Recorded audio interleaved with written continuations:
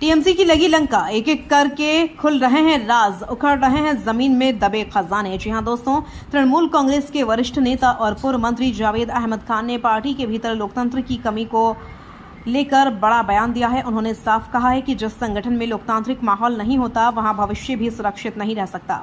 जावेद अहमद खान ने आरोप लगाया कि पार्टी में अब जमीनी कार्यकर्ताओं और नेताओं की राय को महत्व नहीं दिया जा रहा है। फैसले कुछ चुनिंदा लोगों तक सीमित होकर रह गए हैं, जिससे आम कार्यकर्ताओं में निराशा बढ़ रही है। उन्होंने कहा कि लोकतंत्र केवल चुनाव जीतने का नाम नहीं है, बल्कि संगठन के भीतर भी सभी को अपनी बात रखने और निर्णय प्रक्रिया में भागीदारी का अधिकार मिलना चाहिए।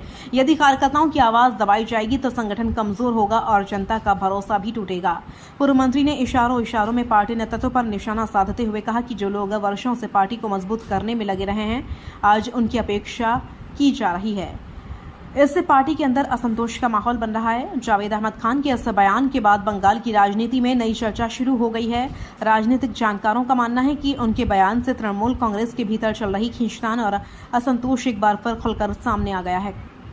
याद रहे दोस्तों, इसको लेकर कई टीएमसी लीडर ने भी सवाल खड़े किए थे और पार्टी में मनमानी का आरोप लगाया था, जिसको धीरे धीरे मजबूती मिल रही है। पार्टी की पूरी कमान कुछ ही लोगों के हाथों में है। पार्टी की बात सुन सकते हैं, मगर मीटिंग हो या कुछ और, आप अपनी बात नहीं रख सकते। बड़ी संख्या में एमएलए का पार्टी छोड़ना और काउंसलरों का इस्तीफा देना कहीं न कहीं पार्टी की कश्ती में बड़े होल की तरफ इशारा कर रहा है, जिसकी वजह से कश्ती डूबती नजर आ रही है।